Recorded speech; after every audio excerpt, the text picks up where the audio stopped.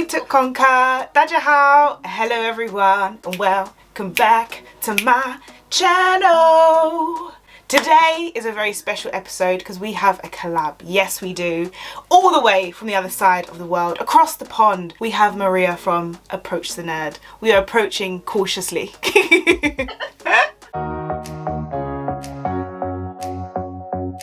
Today's episode we are talking about mixed race because, you know, that's what your girl does here sometimes. But we're actually going to be discussing the differences between the UK and the US for mixed race. Different matters. We have done another video on her channel which will be linked, so make sure you go over there, you hit the subscribe, you hit the likes, you hit the shares, all of that good stuff. Send the love over there, watch that video, watch her other videos. Cool. So yeah, we're doing our UK versus US race life. Yes. Me living in the United States and Victoria living in the United Kingdom. I'm a dual national. I am a US and UK citizen, but I've lived most of my life in the States. So I am the perspective on what it's like to be from an interracial family or having mixed heritage in the United States. So I identify as biracial, sometimes multiracial. My father is half Apache, half black, looks completely black, and my mother was born and raised in Scotland. Based on, if you look at me and Victoria, we are both mixed women, very similar mixes, and we look very different. But technically speaking, we should be able to classify ourselves as both being mixed. Well, I know from what Victoria tells me, and she'll get into that Yes. UK aspect in a second, that is possible in the United Kingdom.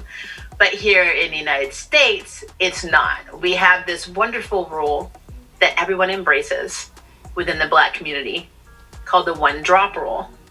And that one drop rule says if you have one drop of Black in you, then that is literally all you are, can ever be, and ever shall be. It doesn't matter that you have an entire parent with different heritage and culture and skin color. This is who you are because society has told you that that is what you need to be, which is highly problematic in many ways because it opens up the door for colorism, racism, like everything that's an ism that is negative is basically applied to this situation because we are the ones that get blamed for taking roles from actors, from taking notoriety, from anything, from scientific discoveries to books to whatever. If we say that we are the first Black anything, especially me looking like this, Yeah. it is instantly problematic. But unfortunately in the United States, that's just the way it is. And I think for me in the UK with the one drop rule, when I was growing up, I did hear about the one drop rule, and it was interestingly when I was in an argument with someone over if I was mixed race or not, and they said, oh, but the one drop rule, and I was like, what the hell is that? And then I googled it and I had a think and I was like, so hang on, so we're really applying this slave trade mentality to today's world, basically feeding into what keeps us segregated and keeps this white supremacy idea alive, and we're kind of still peddling that in today's world, which kind of baffled me. And on my previous videos, which if you haven't watched, I mean, why not? That is what I was seeing in a lot of the comments. It was like, yeah, but one drop rule, you would be a slave too. And I'm like, but we're not talking about slavery. We're not talking about one drop rule, which shouldn't even be a rule. It's interesting that we have it, but we have it here because of an American influence. Because I think a lot of culture, I mean, less so now, I think because of social media, and we're seeing more of what happens in America when it comes to various matters. So I feel like the influence is decreasing, but historically I think we have had a huge influence on what's happening there being replicated here. Have we been an influence, minus the whole kind of being kicked out on the 4th of July? Well, technically America is supposed to be this huge melting pot. I know the UK has a lot of expats as well. So yeah, we have a lot of different cultures that come here, but it's still very segregated. We're a very segregated country in general. So, you know, all groups tend to stick together. And then I will say the nerd world, like the comic book, role-playing game world, video game lovers, gamers, whatever, they're the ones that have kind of transcended that whole race, even though race is a construct, the whole race, ethnicity, cultural boundaries, because they all like the same thing. So they talk about it, and then it's the one time that race, or whatever you identify with, is not called into question, because the nerdum is more toxic than what you actually are. And so they'd rather fight about whose character is better, what ships they like, than anything else. But every other aspect in the States is very race or ethnicity driven and cultural driven, and systemic racism is a huge thing here, and it is a problem here. It's affected generations and generations of people, especially the Black community. I understand the struggle. I understand the need for allies within the Black community, because the police are not very nice. They are getting gunned down in the streets. And I say I'm not trying to separate myself, but I'm being realistic. I have a form of entitlement here in the States based on how light-skinned I am and how ambiguous I look, that somebody who is fully Black does not have the luxury of having. And I've always understood that. I've always respected that. So that when I say that is what I'm saying. And so I understand that struggle is real. But what's interesting to me is how comfortable the UK is with identifying people as mixed, because that's not something that you see here. It's almost like it's a dirty word. It's like, oh, you're biracial or you're mixed. It's like, no, but you're actually this. They need to tell you what you are to be able to understand and accept you. And I think that is a huge difference between the US and the UK. So your question was, have you influenced us in that direction? No. We are heavily influenced by the past. We have always been influenced on the past, and we will always be influenced on the past, unfortunately. And I think it could be maybe history. In America, I feel like your history of slavery is a lot later compared to ours. So I think maybe we're more ahead in terms of we've had that sort of period after slavery. We had Keep Britain White. I mean, after the war, when a lot of people from like the Caribbean fought for the mother country, came to the motherland, and then were being told, Keep Britain White, get out. We don't want you here. Was it no Irish, no dogs, no blacks? I mean, blacks came under dogs.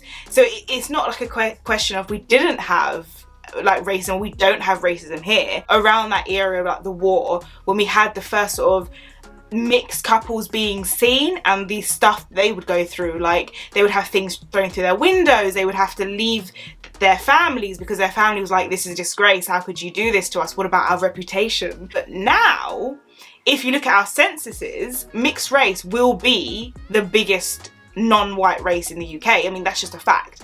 Every year it's increasing by an exponential rate. Like, we are just increasing because we are so mixed here that it's almost getting to a point where when we say we're mixed, 9 out of 10, it's just taken. It's not argued. And so when I made the video on YouTube, and then I think the British comments, or the comments I could tell were British, were very much, yes, we agree. And then the comments who either said they were American or had more of an American twist in terms of spelling, so I say, oh, this is probably an American, it was very much, you're confused, you don't know what you're talking about, and it was just mind-blowing. And see, the scary part about that is when you try and defend yourself against that, saying, well, no, I'm mixed. In the States, all people hear is you don't want to be Black. Yes. And I've never wrapped my mind around that, because by me saying I'm mixed, I'm telling you I'm also Black. Yeah. I'm not saying I'm white. I'm saying I'm mixed. And it becomes this very sensitive thing. And like, but at the same time, it basically is all about how you look too. Mm-hmm. You always have to say you're Black if you're half white and half Black. Only if you're half white and half Black. If you're mixed with anything else, you can be whatever you want. Yeah. If you're half white and half Black, you have to say you're Black in this country. Yeah. But when you look like me, if I were like, and I'm an actress, I'm also a voice actress, if I go out for a role, or it could be on stage, it could be anywhere, and this is a traditionally Black role, I'm not going to get it. Yeah. Because even if I did an amazing audition for this role, and even though I accept my Blackness, I'm not Black enough to play this role, especially in the eyes of other Black Americans. So you're damned if you do, you're damned if you don't, because you have to say you're Black, but you can't be Black And it's almost like you're a temporary honorary member in a club that you fully can never be a part of, but you're required to say you are. And that's where the issue for me has always come in. I'm like, I'm so confused. You won't let me say what I am, but you won't let me be what you want me to be at the same time. So what do I do? And so in this country, I can't tell you what the census is, because we recently, in the last 15 years, maybe a little longer, started getting a more than one race category. Mm-hmm. But when I was growing up, I'm a 90s girl. I went to high school in the 90s, so I'm old.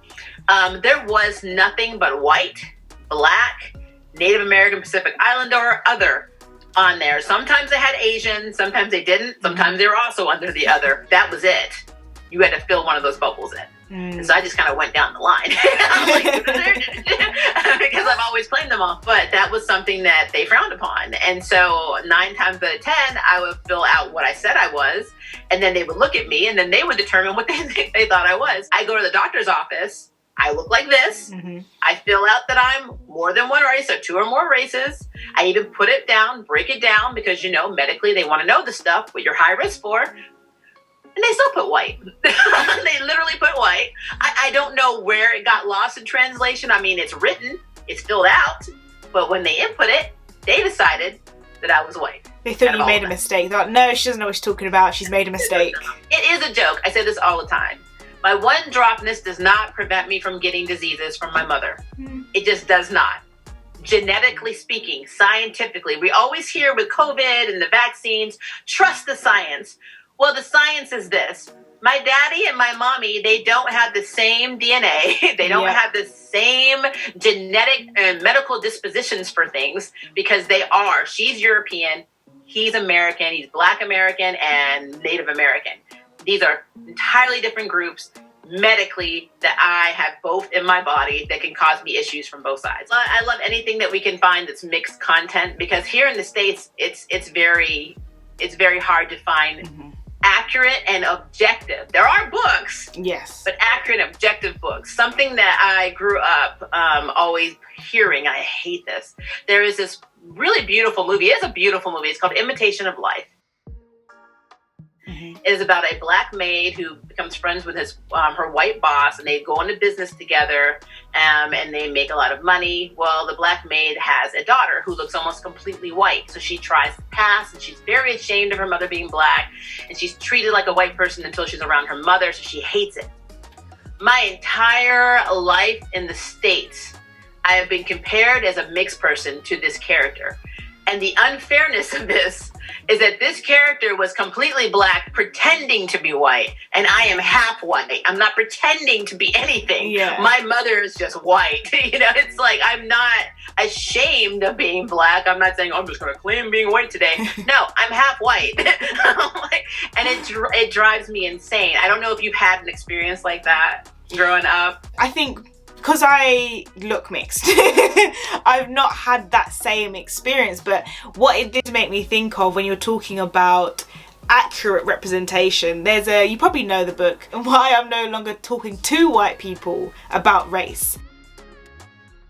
Very famous book, very popular book. I don't know if you've read it yourself. And it's always used as a good example of a Black author writing a book about race. However, for me, personally, there's a section about mixed race in the book, and it never really felt right to me. And it stood out as another example of someone who's not mixed race speaking on behalf of mixed race people, but then this information is being taken as fact, and it's being run with by the media outlets, the newspapers, the people who just pick up the book and read it and all think, well, this must be right because she's won so many awards for this book. And what it was in the book that really just rubbed me the wrong way was the fact she implied that by being in a mixed race family, you won't know your culture, you won't know your Black side. And there was the implication of like almost you won't have a happy household. It almost made it seem like there would be problems, or it's normally a single white mother that is going to raise this mixed kid and they're not going to raise them in their culture.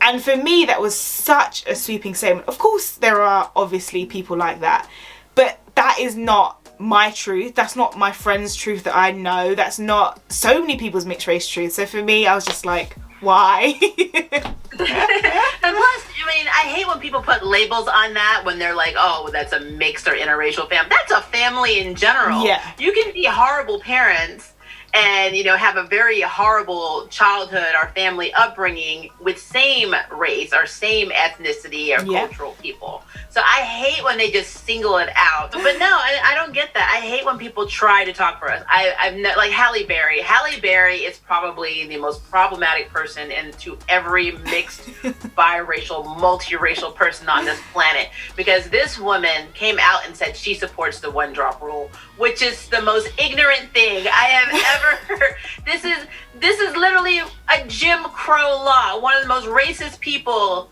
in existence came up with this. And she supports it, and she's like, I believe in the one drop rule. I'm like, what is wrong with you? Like, I don't understand it. And so she's like, well, society sees me as black. And I'm like, no, they don't. They really don't. They see you. I mean, they really do. And if you did something that they did not like in society, everybody would call you out as mixed. Because that is another thing that I noticed that happens in the States. When you are successful as hell, if you win like an Academy Award, a Nobel Peace Prize, yada, yada, yada, you are black. If you embezzle money from a company or you do whatever, oh, she's that mixed bee. I'm like, told you, temporary club. You know, you get it. And see how I'm talking right now, I'm automatically going to have people saying, oh, she hates being black. That's what that is. 100%. No. Not that. It is not that. I mean, people just don't like hearing the truth. Yeah, that is truth reality. hurts. I am a big believer that in the black community, if we want allies in this world, we need to learn to be an ally ourselves. So I know that we also wanted to talk about, you had mentioned Meghan Markle, so I wanted to start there. The difference between how she's viewed in the UK versus how she's viewed here in the States. Yeah, so when Meghan Markle first came on the scene, it was the media especially were very, very keen to say she was black and she was the first black potential royal, and then when she married in, it was the first black royal. However, I was very vocal and I was like, she was mixed race, because for me I was like, wow, we got a mixed race person, yay, let's celebrate, sort of thing. And my friends and my family were the same, and it was only when I think we saw more of her dad, which was questionable, all of that. we saw more about we saw more about her dad, and when more people were saying no, she's not black, she's mixed race, that we then saw a shift in the media, and the media were then saying she's mixed race and we're calling her mixed race, because we don't really say biracial here at all, we just say mixed race. However, I will say racism in our media is very, very strong. I mean, the recent Euros can just prove how crazy racism is here. But in relation to Meghan, I will say that when it came to how she was identified, they were usually saying mixed race. There were a lot of other racist stuff around what they posted about her, which was wild. But in terms of her actual identification, mixed race was used a lot. And I know you're going to compare it to Obama. So the one thing I wanted to say about that is, I remember when, from this side, when he came in and then everyone was like, the White House is turning black. And then I was always like, but he's mixed race. Oh my gosh. I mean, I've been saying that from day one. I'm like, we got first black president. I'm like, he's not black, he's mixed. Like, he claims his blackness, has every right to claim his blackness because he's that black. But you cannot eliminate he came out of a white woman's body. You can't do that, because that's what happened. That is reality. It is not an attack against the black side. It is literally just facts. Like you saying that he's mixed or biracial is not taking away from anything in the black community. He is still going to represent the black community. He's still going to be there for the black community. He's just mixed. I don't understand why we weren't allowed to say that either. And he will refer to himself as black. But at the end of the day, he still has a white mama. So I mean, I don't know why. It's so weird. It's like, it's the shame of the family. I don't get it. And it's only if you're mixed with black and white. Yes. It is literally only that way. It is not any other mix in this country can get away with saying anything. If they want to say they're white, they can say they're white. If they want to say, if the person looks completely Asian and is half white and half Asian, so they're Eurasian, they still can say they're white, and nobody will say anything in the States about it. Now they may say something over in Asia, where the country their other half is from, but they don't say that over here. They can say whatever they want to say. Disclaimer: I am not just saying this, having this conversation with you because I want to identify as white, because I know I will get some people that will say some stupid crap like that, but that is not what I'm doing. Yeah. I am making a point that if you really think about racism, reverse racism, by telling a person who is half white and half black that they have to say they're black, but they're not allowed to say they're white, that is technically reverse racism. Whether they chose to say they were white or not, it should still be that person's choice. Yes. And it's not allowed in this country. But just even with Meghan Markle, though, when she, of course, was in line to become the next Duchess, everyone here was like, oh, she's black. We got a sister in the royal family. And I'm like, first of all, she's not your sister. Second of all, she's not giving you any money. And then all of a sudden she became, because she's more ambiguous looking, she became black biracial. You can Google it. They started calling her black biracial. I don't know what this concept is. Somebody really needs to explain to you what the difference between a biracial and a black biracial is. And I don't want to hear this crap, well, that's how we identify black. No, I don't want to hear that. I want somebody to break it down for me genetically what a biracial and a black together are. Again, this goes, I think, the difference between how we do race here. Well, I don't say do race, but as in how we kind of categorize and how America does. Because I remember when, is it Kamala, I can't remember her surname. Kamala Harris. There we go. Her race changed. Every time I saw a news article about her race was different. I mean, it literally got to the point where I was like, let me just Google this woman because I don't know what she is at this point. This is a topic we could talk on forever. And if you want to hear a part 2 of our ramblings, we are more than happy to oblige. So just let us know down below. Part 3 or part 4, whatever. We could go on and on and on. Whatever. But I did just want to end on one sort of question, and that was, what do you think needs to happen in America, and I can give the perspective for the UK, for us to reach the point where we are no longer saying I'm mixed race and hearing but you're not, or but you hate being black. What do you think needs to happen for us to actually ever reach that point? That's a complex question because and this is about all people of color, not just black. There's so many issues with us accepting ourselves in a way because of systemic racism and white supremacy, which is absolutely real. When you're made to feel less than for generations, it really sets a precedence for actually for future generations in trying to find like basically acceptance, self-value, until we learn that we are just as important as the people that we feel made us feel less than. There is really nothing that can be done. It all has to be internal work because no one's going to accept mixed or biracial people because, quite frankly, it's taboo to some people, even the older generation now. Why did you mix these races together when you know they should not be talking to each other? Why do you have these unnatural children, running around that are representative of what we struggled for? I literally sat at the back of the bus, or I couldn't even drink out of the same water fountain, and you went and had a baby with one of these people. I mean, it's really hard for a lot of people to wrap their minds around us as a concept. So for us to find acceptance, there needs to be a lot of internal work within the black community and also other minority communities to basically see that you are just as important as white people are in this country. You're just as important. Everybody should want equality. Yes. Until we get on the path of looking for equality, we can't accept each other. We are, again, a very segregated country. We are always going to be. You're always going to, not just in politics. Yes, you have the right and the left. Then you have the independents. You have the people that are just not involved. But you're always going to have groups and then subgroups that are so separated from everyone else because you can't find common ground. And until we work out what actually happened in the past, until people come to terms with it, until people find value in themselves and do not feel like not only that they're victims, but that they're continually be victimized by people that are still basically hurting them, there's nothing. I'm not trying to be a Debbie Downer here, but I mean, it's just a lot. This country was not founded on independence, and we are not the melting pot that we advertise to be. We are a country founded on genocide. So I mean, we have a lot to overcome here in the United States. So yeah, that is how I feel about that. I think it's quite interesting. I think a lot of what you said can be replicated in the UK in terms of, I think, being mixed race, and I've mentioned this a lot in some other videos, does have that internal struggle, that sort of, well, I feel this way, but I'm being told I'm this, but am I this? And then when you're adding on that other layer of the sort of suffering from things like white privilege, or you have imposter syndrome, you don't feel like you belong.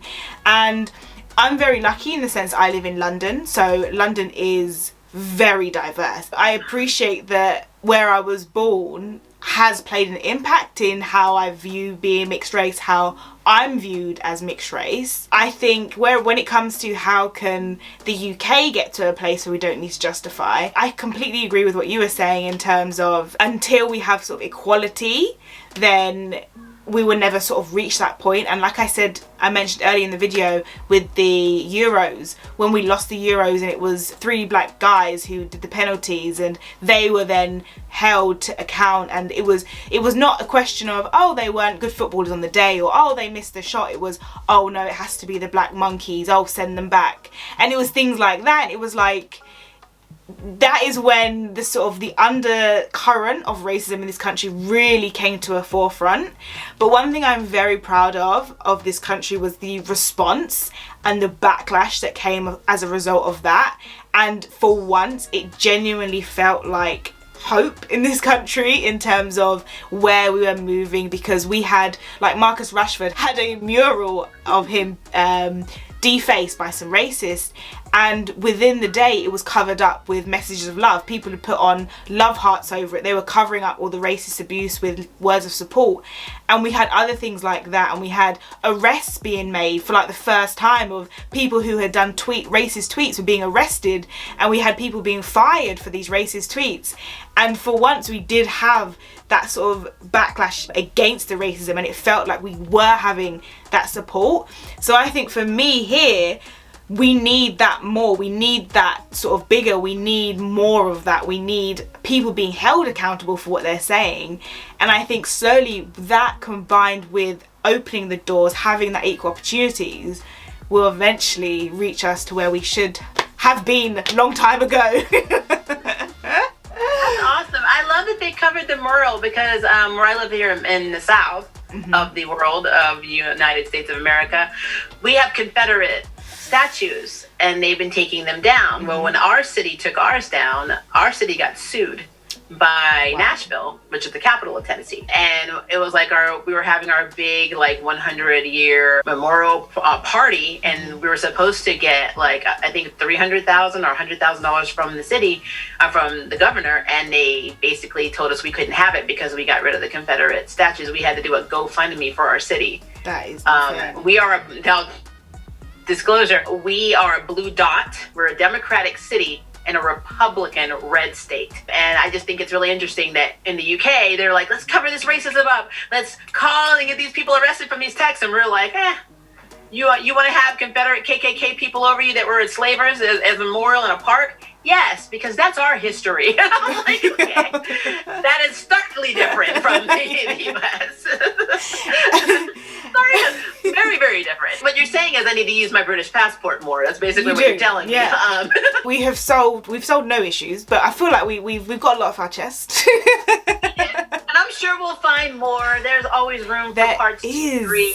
The sequels could be better than the original. Drop down below what your thoughts are on what we've discussed. We would love to hear them. And as I did mention, we have got a video on Maria's channel, which is about the mixed race representation, or lack of, in media. So do check that out. It was very, very fun to make. So hopefully you enjoy that. As I said again, please do subscribe to her channel. Links and all of that good stuff will be down below. So do check that out. Thank you again for joining me on my channel today. It has been a blast. And to everyone at home, please like, share, smash the subscribe, tell your friends, tell your family. As always, have a blessed day. And until next time, Sawadee Tuk Konka, Sajien. Goodbye, everyone.